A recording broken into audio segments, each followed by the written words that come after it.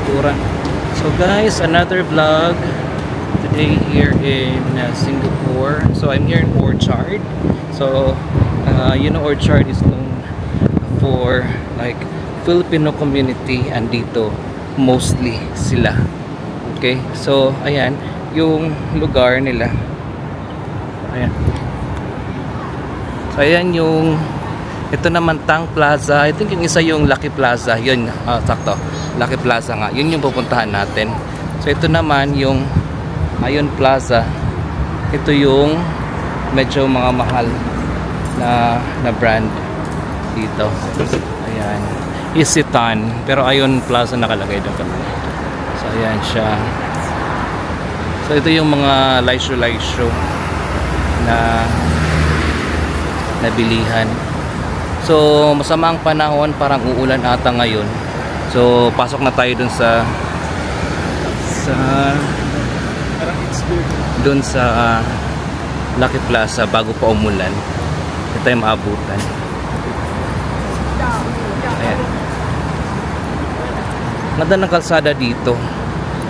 Ang linis, kaya lang may mga, siyempre, mga dahon-dahon. Hanapin natin yung tawiran. Okay lang. Ang tawiran dito, baka dito may tawiran banda. Pero kung mayroong pagkokonekto, ayan, may LV shop. Yay, ang mahal siguro dyan. So ito lahat dito, mga mamahalin. Kung kaya ng budget, why not, diba? So ito, dito yung Lucky Plaza for souvenirs. So dito tayo bibili. And may suggest pala si Harry kanina sa akin, Harry na Hernandez, na mayroon daw mga cheaper doon sa malapit sa amin sa Bugis. So pupuntahan ko rin yun mamayang gabi, since doon lang pala malapit sa akin. So ayan ang Lucky Plaza. Laki din ng Panato Mall. So marami kang mabibili dyan na mas mura.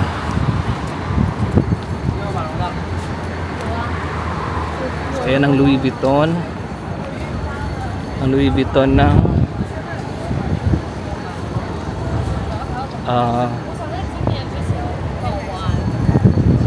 Louis Vuitton ng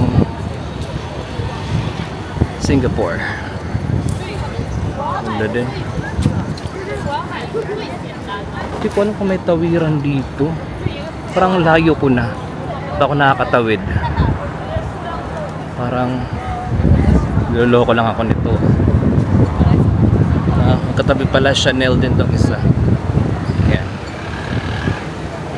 Hindi ko alam kung saan tatawid. Baka andoon pa sa katapusan. Dahil lang, nakapagod ako. Ayan. So dito ang daanan sa may LV, sa may Louis Vuitton basement. Ayan, underpass to Lucky Plaza. Ayan, ito pala yung tawiran niya. Butit nagtanong ako doon sa nagkukuha ng basura. So dito siya pababa.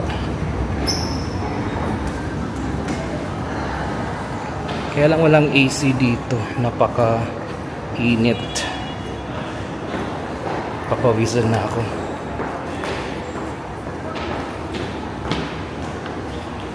Malalim pa pala. Doon pa sa ilalim. So ayan. Pagdating doon, akyat ulit. Pagod. Ayan. Tingnan natin sa labas na lang.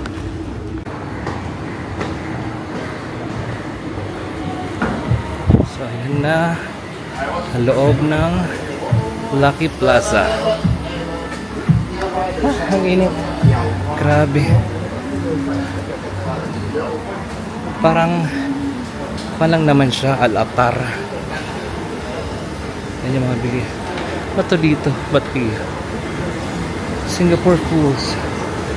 Ito. Yan. Daming mga tindahan. Ayun po na. $5 to $18. To $5 isa. Ayan. A Singapore shirt. $5. Tingin tayo dito. So meron tong 1, 2, 3, 4, 5. 5 floors. Oh, dami na. Tingnan natin yung mga sales sila. Guys, ito sa Lucky Plaza. Ayan, Lover Bite Apparel. Si ate. Ay, mukha na lang. Ayan, bumili ako sa ate. Tawad-tawad lang din.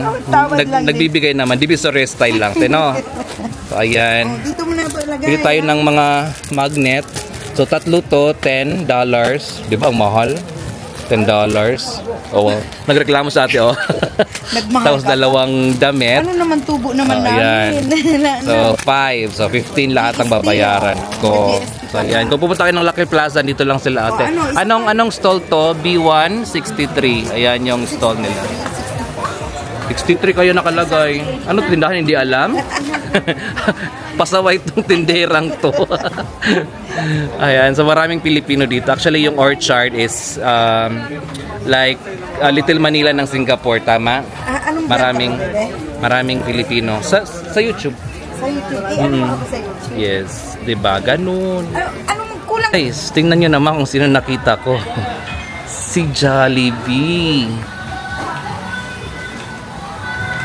Andito si Jollibee sa Lucky Plaza. Ayan. So may Jollibee dito. Ayan. May Watson din sila dito. Tingnan natin kung meron sila nung nanap ko na Rimmel. Pasok tayo sa Watson. So dito ang food court. Wow. Ganda. May nasi lemak din. So ayan. So ito yung sa second floor nila. Ayan, mga beauty products, mga damit-damit din.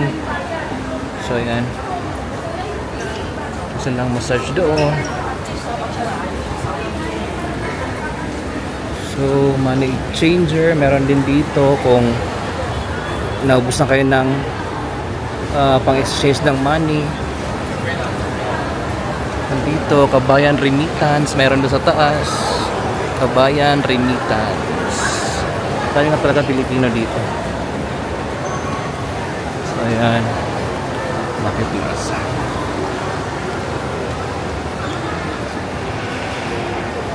Tingin tayo ng ayun ang entrance. Third floor merong Glory Mini Mart, puro mga Pinoy products, Filipino products yan lahat. Ayan, ganda, mga cellphonean. Ayan, mga jewelry. So dito tahimik na yung part na to dito.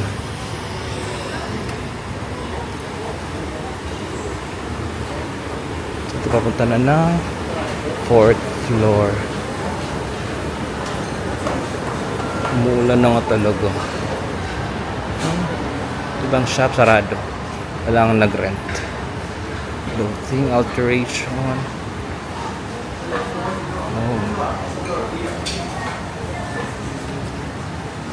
So, andito ako sa labas ngayon at ang lakas ng ulan. Oh my God. Saan tayo uwi ngayon nito?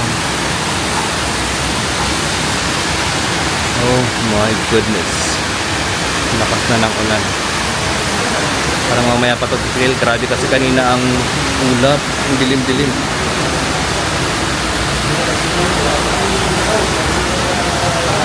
Ito na mamaya ng gabi nito. Ayan.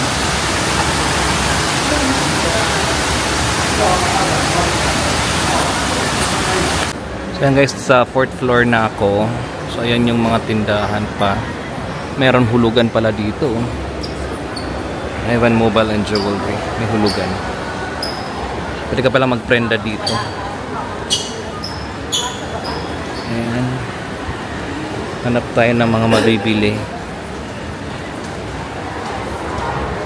Ito toilet. Ay, mag-toilet. So ayan pa. Meron sila doon. Pinoy Store. See? Itong mall na to, ang daming para sa Pinoy. So ito naman, pinapromote naman nila dito yung papadala. Palawan Pawn Shop, BDO Remit, sa BPI.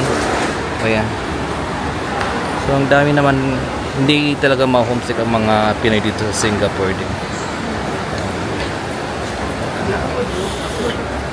Okay. So guys, ito maulan. Uwi na ako ng bahay muna, ng hostel. Kasi hindi na ako makalakad dito kasi ulan na talaga. So wala na akong choice kundi umuwi muna. Pero ngayon magbabas ako. Yan yung bus stop. Papunta ng Bugis. Pero hindi exactly sa Bugis. So, nito, kung saan lang papara, dun lang ako. Tapos, kung saan lang malapit, dun ako papara. Okay? So, I know yung hirap ng ating mga Pilipino dito sa Singapore, pero at least nakahanap tayo ng isang lugar wherein mostly yung Filipino is nagkikita-kita. So I salute all the Filipinos here in Singapore for doing the hard work for your family, and please continue doing it, and I hope na mag-succeed tayong lahat as an OFW, and I hope na maging okay lang lahat ng mga OFW dito sa Singapore. And guys, I hope you like, share, and subscribe to my channel. Again, this is Travel JC saying, travel while you can because life has no rewind. Thank you guys.